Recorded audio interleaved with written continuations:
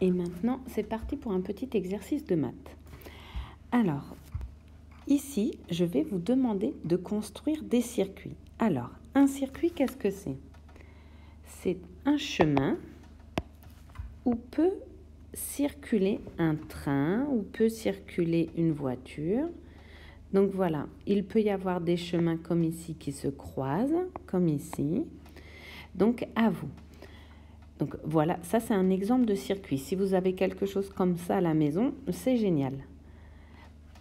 Si vous n'avez pas, alors on peut utiliser d'autres choses.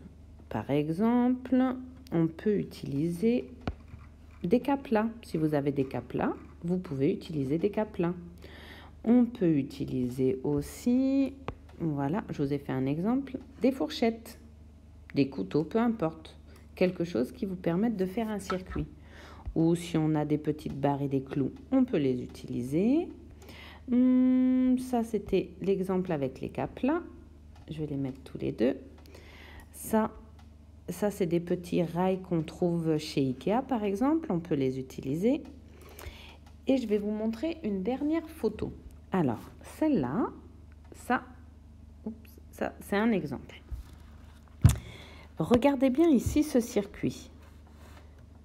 Là, ma voiture peut circuler, elle peut circuler, elle peut circuler, elle peut circuler, elle peut circuler. Hop, ici ça s'arrête.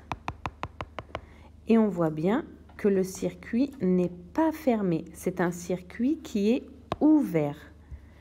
Le circuit est ouvert. Et moi, non, je ne veux surtout pas de circuit ouvert. Je veux un circuit qui soit bien fermé. Il faut que la voiture puisse bien circuler sur le circuit. Voilà, là, elle ne peut pas sortir, elle est toujours sur le circuit. Donc maintenant, c'est à vous. Vous pouvez m'envoyer une petite photo de votre production.